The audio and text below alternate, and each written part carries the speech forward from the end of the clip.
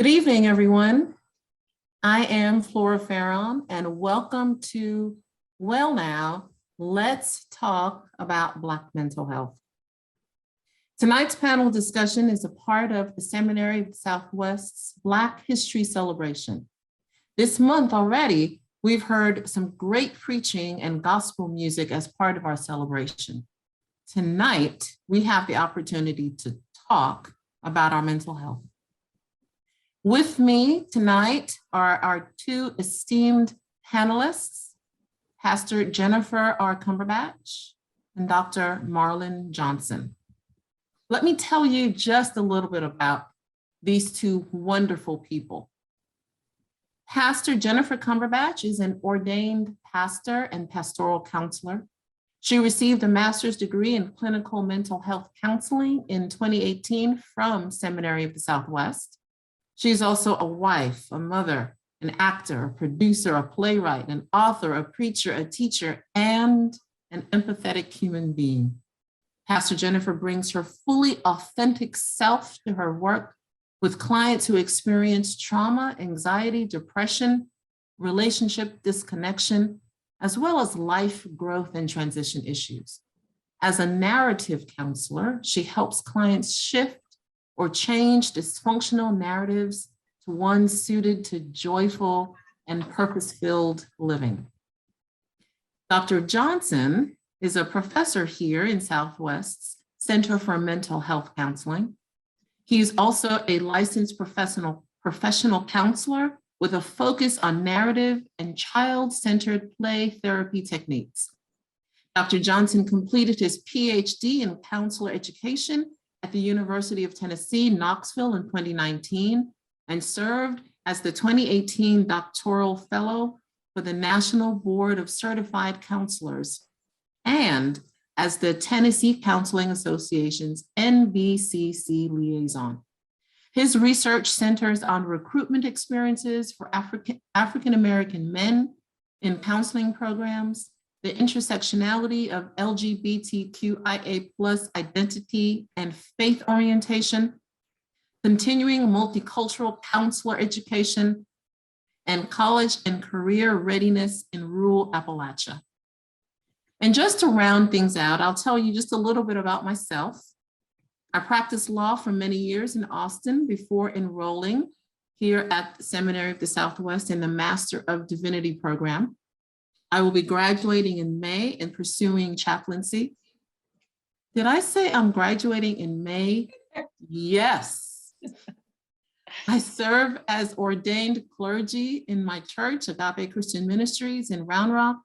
I served as a deacon and now as an elder.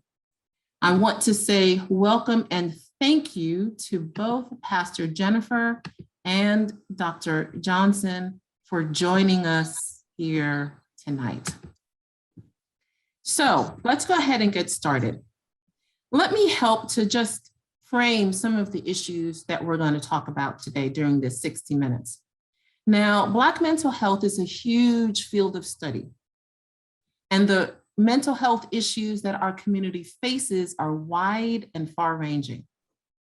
During our panel discussion tonight, we will not be able to cover everything, but the issues we hope to talk about are trauma, intergenerational trauma within the Black community, barriers to professional wellness care, culturally competent counseling strategies, specific insights to Black wellness and resilience.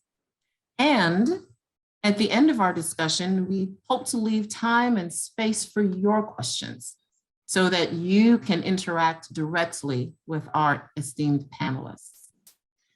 Now, we know that Black people in America have faced not only slavery, but Jim Crow, redlining, mass incarceration, increased poverty, lack of access to quality education and affordable healthcare, including mental health care, and the list goes on and on. The effects of these traumatizing events have been passed down from generation to generation, and families have been forced to continuously cope with and heal from this traumatic past. This trauma, this intergenerational trauma, is one that impacts not only the person or the generation that directly experienced it, but impacts generations that follow and often results in higher levels of certain physical and mental illnesses within those generations. So our first question, Dr. Johnson, I'm going to direct this one to you. Now, we know that it is not only the Black community that has faced trauma and distress in American history, but is there a difference in how the Black community and the white community have been taught to handle trauma? Well, first of all, hello, everyone. And thank you, Flora, for facilitating this dialogue with us. So this conversation around how we handle and experience trauma in both our communities, how we talk about trauma, how the messages around trauma kind of get formed and articulated differently between communities, Black and white communities. I'll take a quick pause to say that, we're going to talk a lot about, in some ways, some of this binary between, Black communities and white communities. But I want us to recognize that when we're saying these things, we're recognizing that race, this idea of this social idea that there's a difference based on the color of my skin, the texture of my hair, that there are histories that play into part of it. This word that I identify as Black racially, and part of that is because there's a particular way that people who look, sound, experience the world like me have been pushed to the side and have been politically, socially pulled out of the center of some histories, not all histories, but some histories.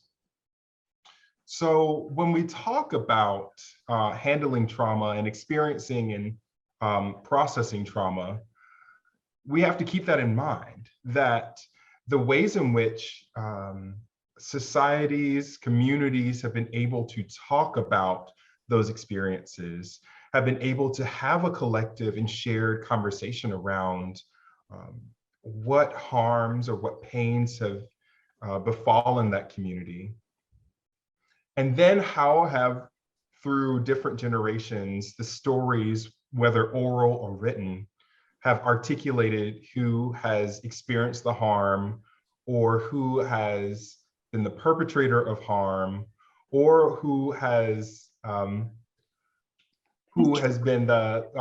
overlooked for that harm even being applied to a community in the first place, is really important here. For Black communities, both my own experience as well as a lot of the experiences in the literature will say that Black people have been able to talk about the communities that have harmed them, whether it is physical harm, right? We know about a lot of physical harm that has happened throughout slavery, that's happened through selling of bodies, separating families, mass incarceration, right? We can immediately talk to those experiences and stories. But what has seemed to happen when we're talking about some of these traumas is that when we connect it to white bodies and white individuals, a lot of erasure of the harm that those bodies have experienced through different ethnic and cultural lines gets lost, right? We don't harp on a lot of the fact of a lot of the wars that happen in European countries prior to individuals coming to the Americas. We don't talk a lot about what happens in Spain, inside of France, inside of Central and Eastern Europe throughout their histories and their narratives. A lot of these communities that once pushed into the American narrative become white and thus become leaders, protectors, conquerors, community liaisons. Coming together means that to identify as white means that we can identify with our successes and our ingenuity. And so the history becomes about that rather than about the pain, the separation, the brokenness. So I think there is some there is trauma, right? Resmaa Menakem, in his book, My Grandmother's Hands, would say that there are narrative histories about trauma that go along these lines of race. The issue is whose stories are continuously in this space, as well as whose stories are still happening and ongoing. The stories of harm, trauma, and pain are still ongoing actively today. So I think I'm answering your question, but yes, there's absolutely I would say that there's a different story around how we encounter and how we experience trauma in our different communities, as well as the ways in which we've processed it. Yeah. Thank you for that. Pastor Jennifer, please. Thank you so much for inviting me into this conversation. It's an honor, a privilege, and I'm really excited. I think one of the things in the definition of generational trauma, because of the narrative that has been propped up in America in terms of the terms that you used, Dr. Johnson, whiteness and Blackness, that whole identity model development of, how do we process becoming Black, and how do we recognize that we have a quote unquote social construct identity that circulates around race and is combined with ethnicity, language, values, beliefs, etc. How do we incorporate that into the American narrative? And how do we experience it based on some of the flawed kind of residual ideology around superiority and human hierarchy and who's on top and who's on the bottom, and incorporating that in the intersectionality of all of our identities. That the Sue's postulate that an individual is like no other individual, but an individual is like some individuals, and an individual is like, in some ways, like all individuals. So when we talk about our identity as Black or white, it can't be extracted from our experience as what it means to be Black and white in the American context, with all of the myths about human behavior and human dignity that are incorporated in a society that tiers people based on their physical appearance and their group association or identity. The other thing I really wanted to say was we grappled with the fact whether we were going to talk about Black resilience or Black wellness, right?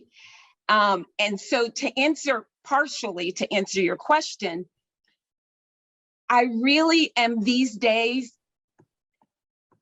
focused on a strength-based reaction to trauma versus always rehashing the deficits.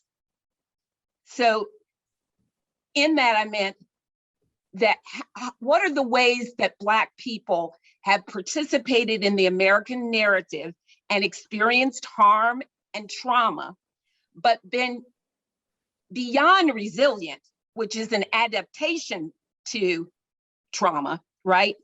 And have pressed their way to wellness, which is optimization of well-being, shalom, peace, etc. And I really want to explore that, because there may be differences in how we experience trauma. There may be differences in the trauma that we've experienced, but I really want to emphasize the strength of Black reaction to trauma. Not always having to be resilient, but pressing towards well-being, wellness. Did any of that make any sense? It did. It really did. And that makes me think of another question. because the Black community and what we're referring to as the white community or the Euro community here in the United States have experienced different treatment, have just had a different experience in relating to each other and to other communities. When we in the Black community do experience trauma and stress, how important is it that when we seek out counseling or counseling therapies, that we are counseled by someone who is aware, competent, culturally competent of our experience, of that experience? Or is the primary thing there that we access mental health resources no matter the cultural competence of the therapist? And in answering that, what does it mean to be culturally competent in the first place? Dr. Johnson, you want to take a stab at that? My. Well, that is quite a question. I'm giggling a little bit because this semester I'm having the honor to teach our counseling students in our social culture and family diversity course. So those who are probably on the webinar are already laughing because they've heard me say a couple of things about the importance of not just being culturally competent, which assumes your understanding of knowledge, but being both aware and humble within the cultural space as a clinician. So I feel like I might want to take a quick step backwards because it might inform what I'm going to say next. Because when we're talking about race, ethnicity, and racial identity, it's important for us to, one, separate those two things out. We've kind of already done that, right? Where race is kind of that social identity marker where we can begin to differentiate people on the physical or social or cultural characteristics, right? In the United States, we've used the monikers of Black, white, Asian, Indigenous or Native American, multiracial, Latinx, Hispanic. But then we also have ethnicity, which is that ancestral, that heritage, that cultural connection that centralizes particular beliefs, that centralizes particular norms, right? There are those things inside of racial categories because we've kind of over time begun to create it, right? Like you go to Instagram, you'll see Black folks, we have all kinds of spaces where we talk about this is something that Black parents did growing up. And oh yeah, that's what my mom did. That's what my dad did. This is what my auntie said. But ethnicity, right, is something that grows and shapes and develops through many, many histories and lineages, things that we don't even realize are a part of our ancestral heritage. They pop up, they show up. Sometimes they're connected to geographic regions, sometimes they aren't. And so when I talk about race, I tell people very clearly, yeah, I identify as a Black American because racially, there's a lot of, when I think of Blackness across the world, there are people who've experienced some of those social harms, those social challenges, with the darkness of my skin, with the shape of my nose, all over the world, right? It isn't always connected. Blackness isn't always connected to the African diaspora, but oftentimes it is globally. But ethnically, I say I'm African American because there is a distinct quality about the ancestral lineage for me to have grown up and be connected to what it looks like for my ancestors to have come through the transatlantic slave trade. That may be different than someone whose ethnic heritage is African, that may be different from someone whose ethnic heritage is Afro-Caribbean, that may be different from someone who is Afro-Latino, right? Like very different experiences. But what we also know through, I'll use William Cross's most popular model of racial identity development, is that when we're going through all these experiences and phases, that there's always this critical incident where you don't really, you tend to begin at the status where before there's a critical incident, and that incident can be something like racism or discriminatory action, or it could be someone that just tells you like, hey, yeah, so you're that Black person over in the corner, and maybe you've never heard someone acknowledge you in that way. That begins that process of you beginning to understand who you are or how the world is perceiving you, right? So there's one thing about how I internalize and identify versus how the world is perceiving me. And I think that's a really important distinction too. And so I won't get into the whole scholarly thing. I can be the big academic and tell y'all all this stuff. But your question is about when we're engaging in counseling and mental wellness, what might be helpful for a person when they're seeking out? Is it someone that is culturally competent? As someone that's acknowledging and is aware of my race and cultural context? I bring up Cross and I bring up racial identity development because there may be a moment where that person is not as comfortable, not as oriented towards the racial group identity that they're perceived, or they experience, that the world has identified them as. And so there may be intentional work, necessary work for counselors. One, counselors absolutely need to be aware, they need to be competent, they need to be able to talk about and identify and assess that someone may be uncomfortable in the racial identities and the ethnic labels that the world has upon them. And furthermore, they need to be able to be present with that person and to have conversations with that person where they are in their own comfort in talking about their racial identity, so that you can, if it becomes a harmful experience in their day-to-day living, right? If it's that occupational or social challenge that person is having, you can help them move to a new status, to a new understanding of what race looks like, what race feels like, what race means for them in their life. So to sum it all up, absolutely, counselors have a responsibility ethically, and I think psychologically, spiritually, morally, that's the one. I'm like going through the Rolodex. Yes, ethically and morally, to be culturally competent, to be aware of where might my client be in their understanding of race and ethnicity, and where does my client experience that racialized trauma. And this is for Black clients, for white clients, for all clients, I think. But Dr. Cumberbatch or Reverend Cumberbatch, I'm curious. Yeah, I really think that's really imperative for us. We take as the springboard for that the counseling client alliance, right? Mm-hmm. And so in general, we're going back to that model of an individual is in some ways like all individuals, right?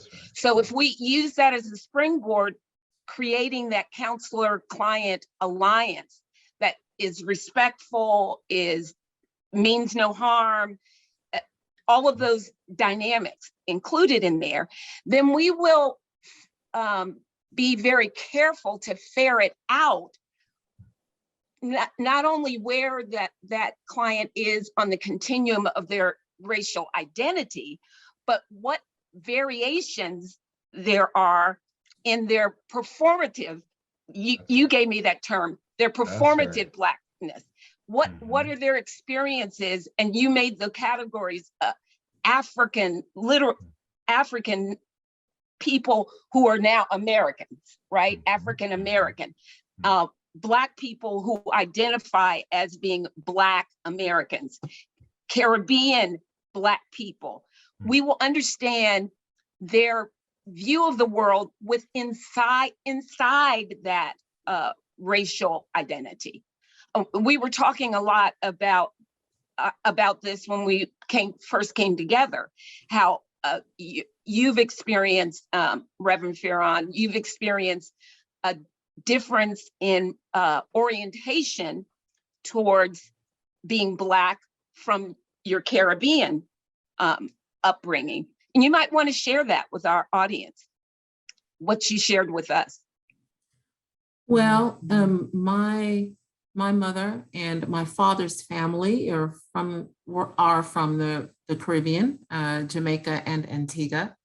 And I grew up in this country being first generation American on my mother's side and second generation on my father's side, with a very strong work ethic that despite the obstacles, despite the hills and valleys that one may face, work is the antidote. Work and God, but certainly work is a big component of that. And as I have lived in America as a Black woman, I have come to realize that work, as hard as I work, sometimes I can't knock down those barriers just with my work ethic. That those barriers are real and sometimes they're invisible and covert, and I don't know where they are. So I can't go through them, can't always go through them, can't always go over them, can't always dig under them, can't always go around them. They're real. So as my experience as a Black woman in America, I have had to learn how to negotiate, navigate, deal with some of the barriers that are up due to racism, due to this separation of the races, as you mentioned, Pastor Jennifer, as a social construct, and sometimes simply as a social construct. And when I say simply, I mean there may not be any other difference between me and someone else, except for the fact of my skin color. And in some circumstances, my skin color and my gender. And what race that construct is used for in a democratic society called America to maintain roles and boundaries and hierarchy, all of those things. And that's interesting because there's some intersectionality between you, not you, but your parents being immigrants, and that ideology of hard work will bring you into the American dream, right?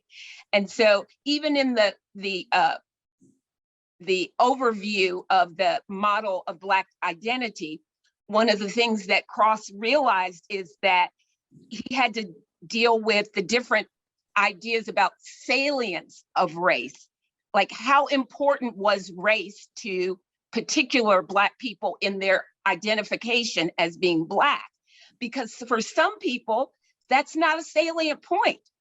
My color should not hinder me from buying into and participating in the American dream. It's all about hard work and trusting God and faith, etc. Or it could be about this idea of the best. And that, in my experience, that has been a harmful adaptation to get to resilience. And it is intergenerational in the harm that it does. I remember I'm a victim of you have to be better than. You can't just be competent, you have to be better than. And I remember going through counseling for my master's, and my therapist was a woman of color. She was Latinx, and she said to me, Jennifer, competent people do what's required.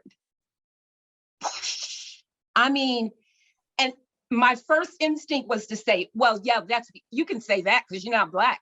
You don't have to prove that but in my practice, I'm seeing the generational harm that that adaptation has done, and that it does not contribute to wellness. It is a crooked adaptation. Mhm. Yes. Amen. You know, Yes. It in is. W.E.B. Du Bois' whole structure around the talented 10th versus Booker T. Washington's, you know, pull up your buckets and work hard, et cetera, et cetera. We are victims of that mentality as people who identify as Black and people who identify as white, because that's a construct that mitigates our behavior Mhm. in everyday It life. erodes our wellness. It does. It erodes our wellness, absolutely. When you're dealing with second and third generation who their parents may have said to you, work hard, do well, et cetera, and it's never enough. It's never enough. That brings me to the issue of resilience. We've mentioned that a couple of times, and there's actually a question about resilience versus wellness in the chat. So I'd like to explore that a little bit in terms of, you said, Pastor Jennifer, that the Black community has had to be resilient or has had to kind of muscle through trauma in order to just live, in order to just survive.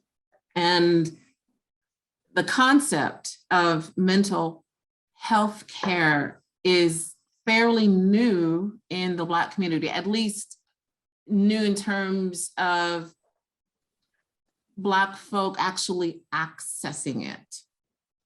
So Professional.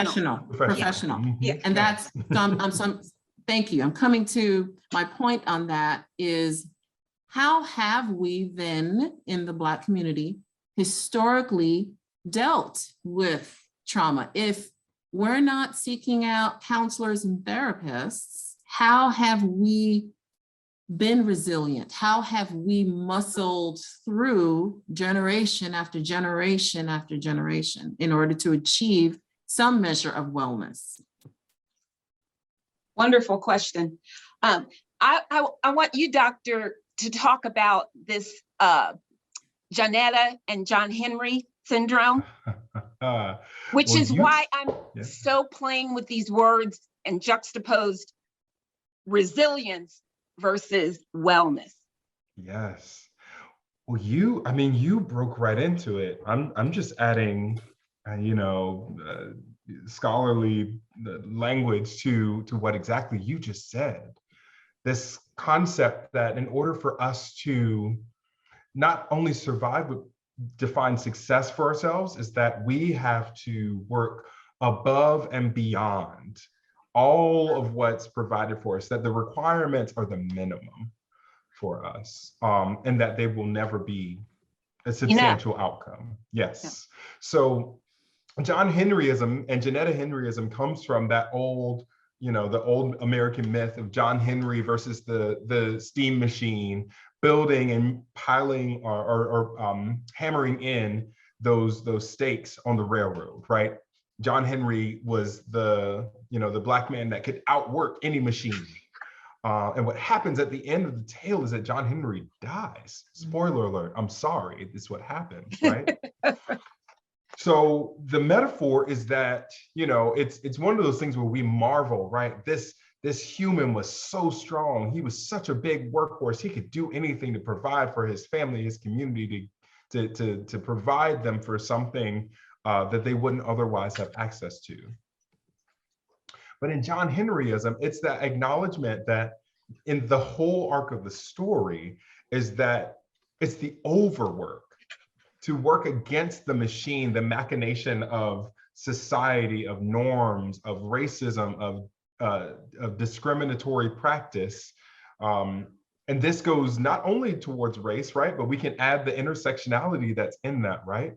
John Henryism can go across working even harder if your marginalities start to pile up. What then of those who are Black women, right? What then of those who are non-binary, of those who are trans, of those who are queer, right?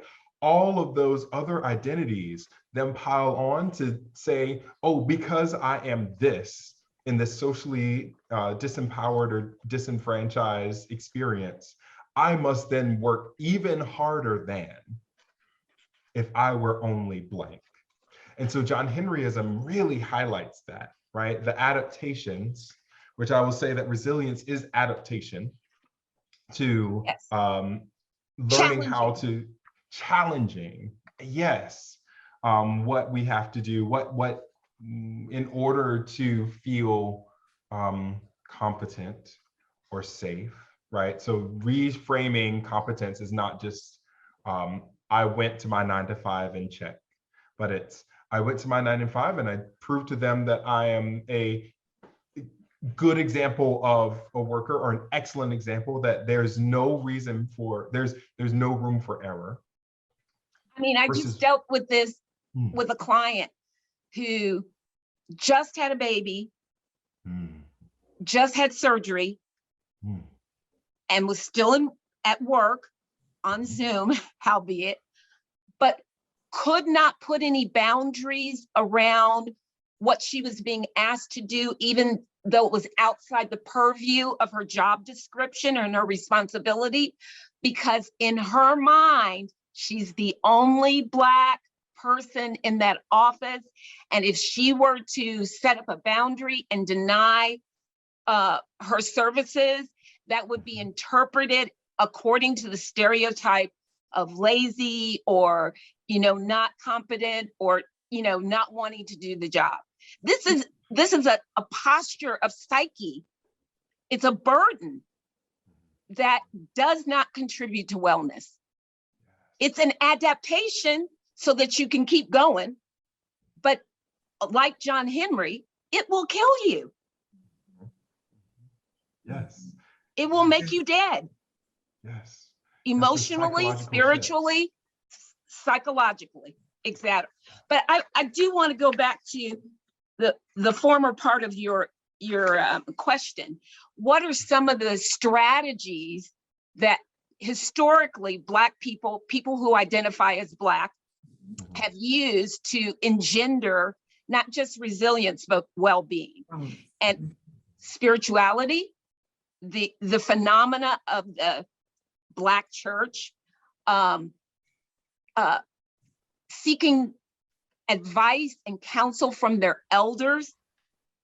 Dr. Johnson just messed me up before this whole thing, talking about our ancestors, but it is a phenomena within that culture to be very interdependent. And I think Sue calls it collectivism versus individualism.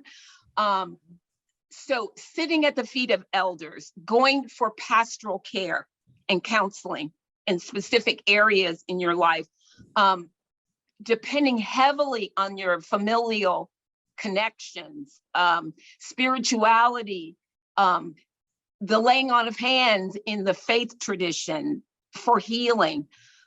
These are all things that in some ways can become barriers to people who identify as Black going to a quote unquote professional therapist, because these have been our reliance and our strengths to engender well-being. And if they are not encountered as valid in the counseling client dyad, that can be an incredible barrier to wanting to use those services. I'll even take it even further than that, right? Like, early psychology was not built around Black voices. No. Right? William James was not thinking about my grandfather who was alive at the exact same time. Albert Ellis, somewhat, but not really, was thinking about, my father, who is a contemporary age-wise of these individuals. It's that a lot of the strategies, a lot of the theories in mental health weren't built with Black voices in mind, and any voices, honestly, in mind.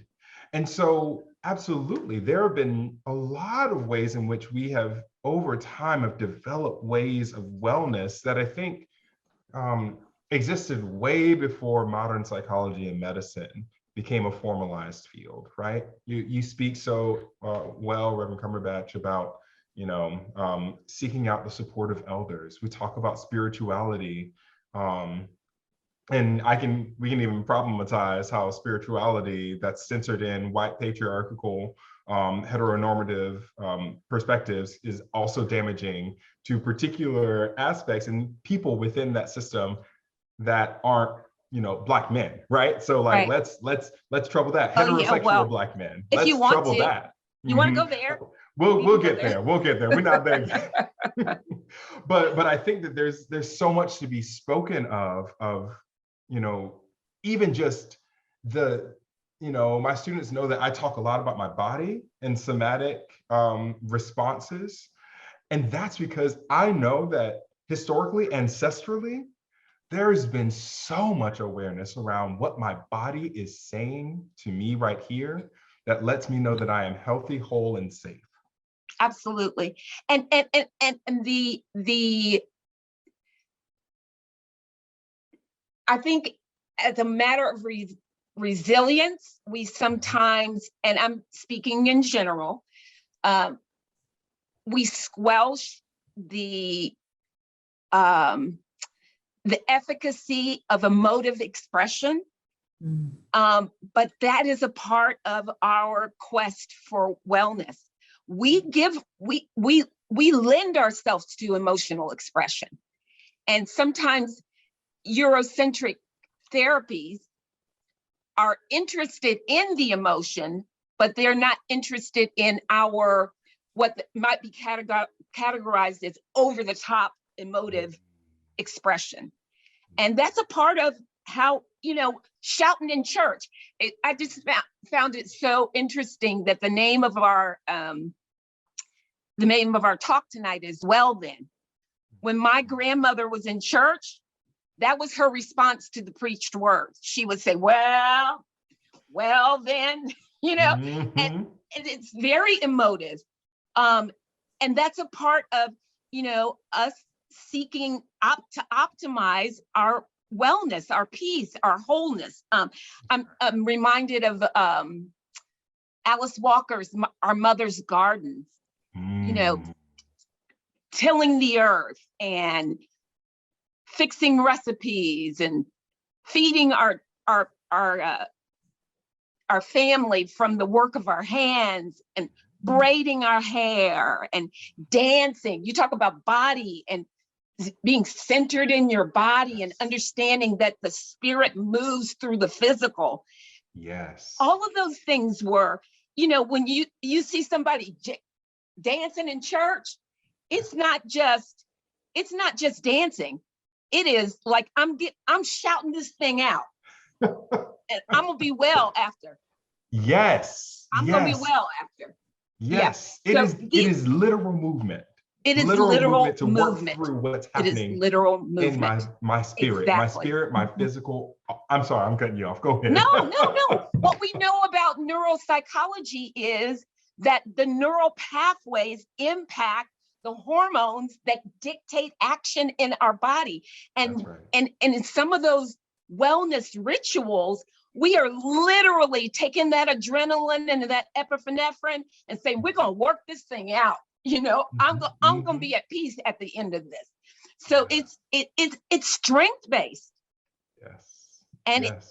it is a pathway. And so when we talk about being culturally competent, we need to understand that it's not just talk therapy.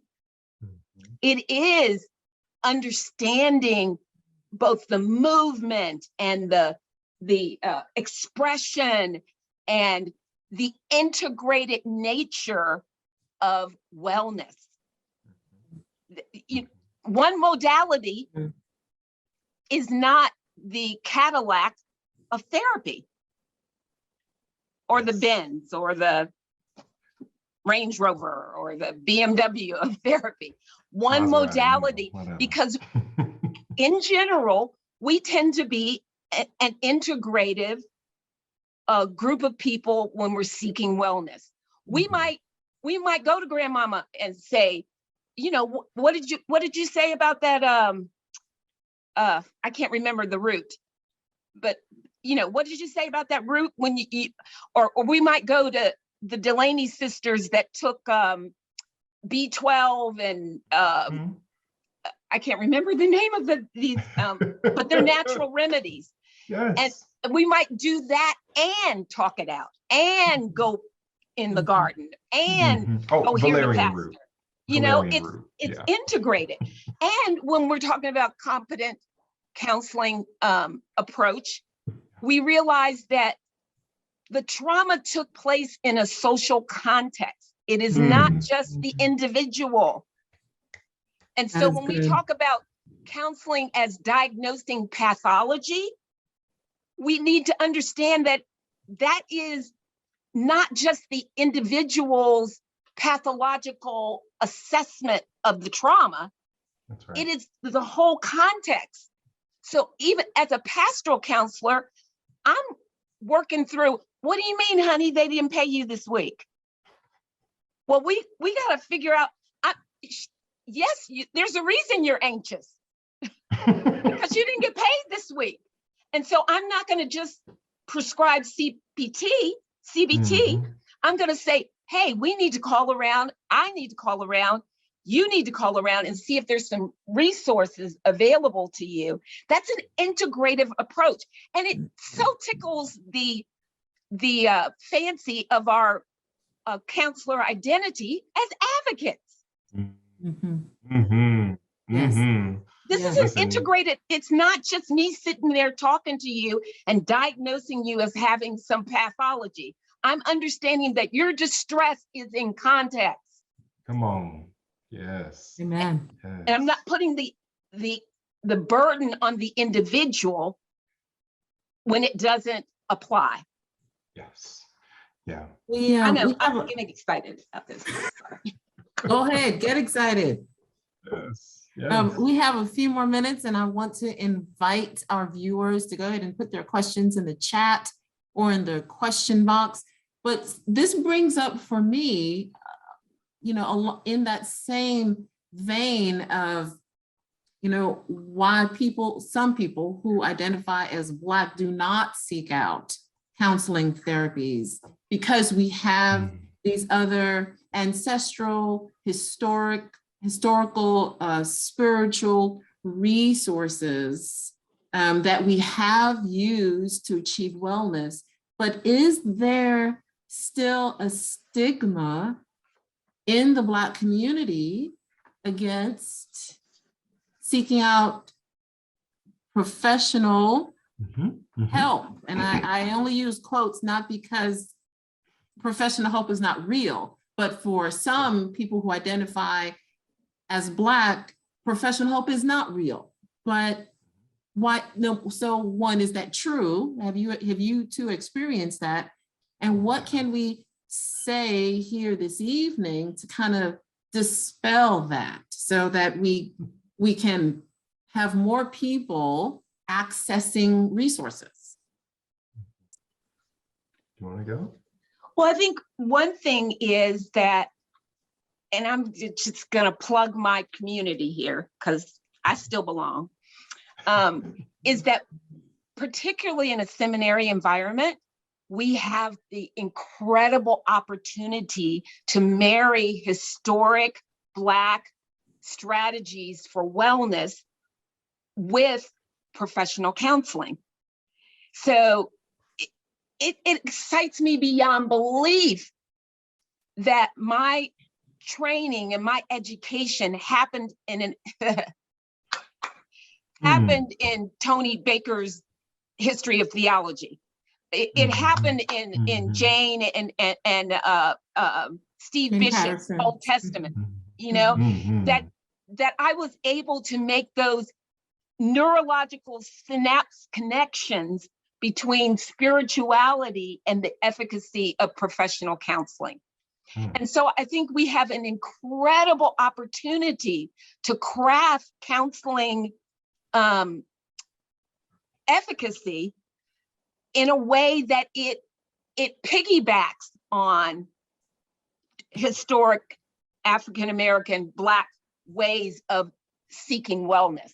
And that if we can not only advertise ourselves, but be a reservoir for that kind of connection. When I think about narrative counseling, it is an extension of the oral tradition.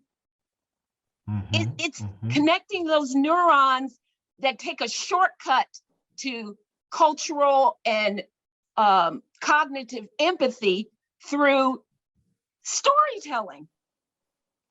That's right. Essentially that's what narrative counseling is. That's right. It's what is the story that you tell yourself, that you rehearse, and how can we flip the script so that you're the hero in the middle of your story, and you can engineer a wellness ending or place of a new chapter in your story. That's right. And as Christians, wow, Dr. St. David, I keep wanting to call her Jenna, Dr. Minix, but she does an incredible job of weaving the narrative of scripture into how our brains make connections with trauma, but with understanding and trust. It's just, I'm just saying, clap, clap. You're just saying. Area Southwest, because we have an incredible opportunity to marry these historical strategies with the nature of counseling moving towards wellness. Yes. Listen, I'll tell y'all till I'm blue in the face. My colleagues are incredible. I'm telling you, they are. The literature that they're crafting, I think of all, honestly, all four of them in the counseling department who have, talked about, the communities that they've come from. I'm really thinking about the conversations I've sat down during Encuentro with, Dr. Ramirez, and I think about sitting and talking about, Black grief with, Dr. Awajangha, and I talk about, neuroscience and spirituality with Dr. St. David, and, Dr. Spellins and I have talked a lot about the resonance between, this queer embodiment and inside of a faith-oriented space. Like, we have been talking, like the necessity of us thinking about the importance of what our bodies are going through, the importance of understanding that the ways in which we found our healing before we found counseling, even as professors, came through the other experiences, the other contexts and identities that we hold. And they're a rich repository for effective counseling. Yes. They're not to be cast off as if they're not valid or professional or, I'm not going to get into research-based, but because we do want to use research-based practices, but understanding the efficacy of those in the totality of relating to another human being in the counselor-client alliance. Right. I mean, when I say bringing your whole authentic self. That's right. As we zero in on the conclusion of our 60 minutes together, our hour together, and let me tell you, it just has not been long enough. There is a question that someone has written in that I want to at least throw out there. This person says that they have clients who identify as Black who come from histories of incarceration, either themselves directly or family members or people in their community, history of incarceration. And the person asks, what identity considerations should I attend to? And this person works in the mental health field in a high poverty area. Any suggestions? Yeah, well, so you're going to start with the person. Because every single person that has a connection to a layer of incarceration is going to have a different experience with that. Now, just like, Reverend Cumberbatch was saying, there's the tripartite model from Sue and Sue of, there are universal things, there are shared experiences with individuals who are either children of incarcerated parents or they themselves have been incarcerated. There's some mutuality there. And there's a person that's nested in the middle and the center of all of that. So I will always tell you to start with the person. Who are you? If incarceration is relevant to the concern that they're bringing in there, talk to me about your incarceration story. I want to broach that conversation right off the bat. If that is something that they've noted is really significant to them, let's talk about it.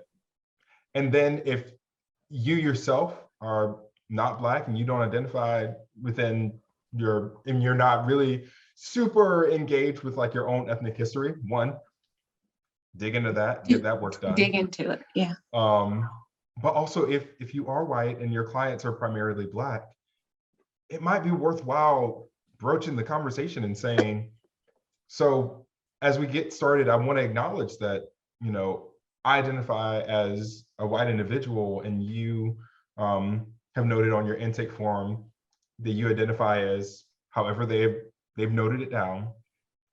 So I want to talk about how, racial differences play a role in things like mass incarceration and police violence and all of these other things that have happened inside of history.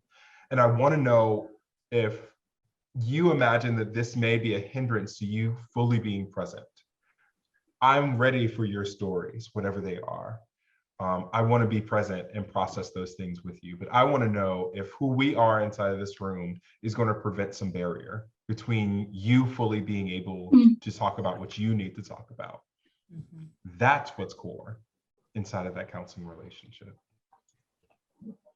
You've invited them. No, you've invited each of you to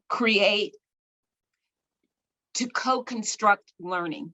There it is. So yeah. Even though you're ostensibly in a position of power, you've just leveled the playing field. And I feel invited into your ability to hear my story and experience cognitive and emotional empathy in my story. I'm going to use what you just said as a script. The first time I use it, I'll give you credit for it.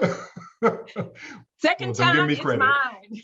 Give Norma Devines her credit. That's her flowers. That is such an incredible invitation into the space where you are both learning. And I think that is a reflection of what you mentioned, you labeled earlier, cultural humility. I don't know it all, and you don't know it all. So our connection is going to force me to know myself and be aware of myself and my worldview and my biases, as well as learn from you how my presence in my body impacts our relationship. Love it. Amen.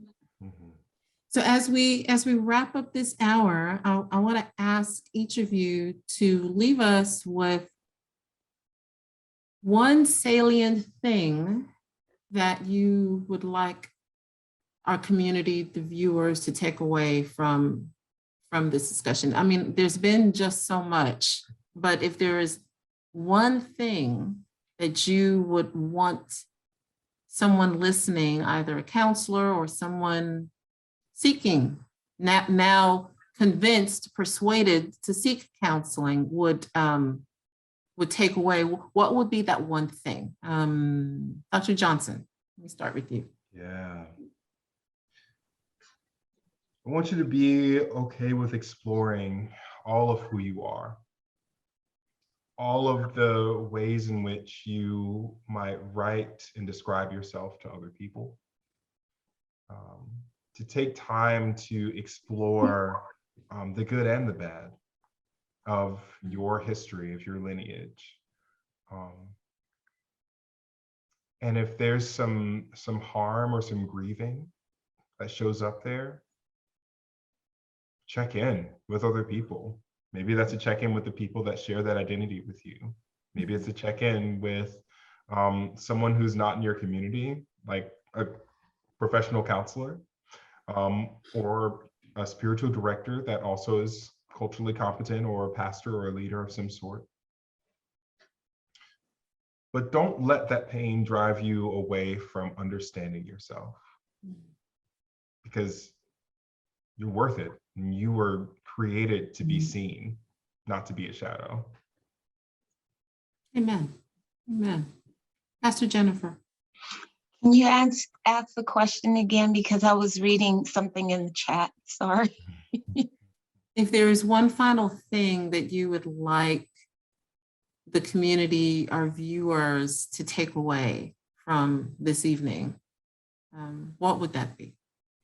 I think I would piggyback on Dr. Johnson's comment where he was encouraging the community that presents as counselors and spiritual directors, et cetera, to participate in the second commandment, love thy neighbor as thyself. And, you know, I hate to use this phrase, but it is, we are fearfully and wonderfully made in our humanness.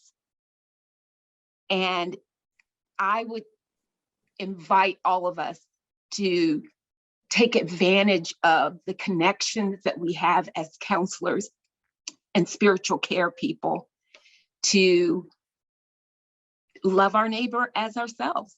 Mm-hmm. Because I know we're supposed to be concerned about the welfare of our client first, but you can't come away from a good counseling client alliance without you having been changed. Mm-hmm. And I want to lend my colleagues the professional, the moral, the spiritual permission to enter into that with that in mind. Amen. Thank you for that. Thank you both. Thank you both so much. I do want to say that this session has been recorded. So if anyone watching tonight wants to rewatch it, I know I will. Please feel free to do that. It'll be available on Facebook Live. Thank you again, Dr. Johnson. Thank you again, Pastor Jennifer Cumberbatch. This has just been a wealth of information for me. Thank you for your generosity of spirit of offering your gifts to the community for our betterment, for our healing, for our wholeness. Thank you so much. I also want to thank Seminary. Go ahead, Pastor Jennifer. No, I was just saying my honor. Yeah, my honor. I also want to thank the Seminary of the Southwest for sponsoring this event tonight as part of the Black History Month celebration. I want to also acknowledge Dr. Dominique Robinson, who is the John Hines Professor, Assistant Professor in preaching. She teaches and she preaches. She is the director of the Black History Month celebration. I want to say thank you to her. Also to Dr. Dan Jocelyn Semiatowski, who is the Dean of Community Life here at Seminary of the Southwest, for all of their support and help with the planning of this event. I do want to give a plug for the next event this month, which is next Thursday, February 24th. We will have an in-person event. It will be Dr. Brandon Crowley, who is the 2021 Crump Visiting Professor of Theology and Black Religious Scholars Group Scholar in Residence here at Southwest, He will be providing the keynote address for the month. It'll be the 24th at 7 p.m. on campus at the Knapp Auditorium. And I will tell you, he is one of my professors. If you have not experienced Dr. Crowley, come on in, take a seat, and be prepared to be educated, uplifted, just enlightened about what, I don't know what he's going to preach about, but you will experience Dr. Brandon Crowley at his best, I'm sure. So please come back next Thursday in person. And with that, I want to say thank you again to Dr. Johnson. Thank you, Reverend Fearon. Thank you very much. And Eric, thank you. Eric Scott, yes, thank you. Thank you so much for helping us get through this webinar. Thank you, Pastor Jennifer. And with that, I'm going to say good night. Good night. Blessings. Thank you, Dr. Johnson. Yes, thank y'all. Y'all have a good night. Bye-bye. You too.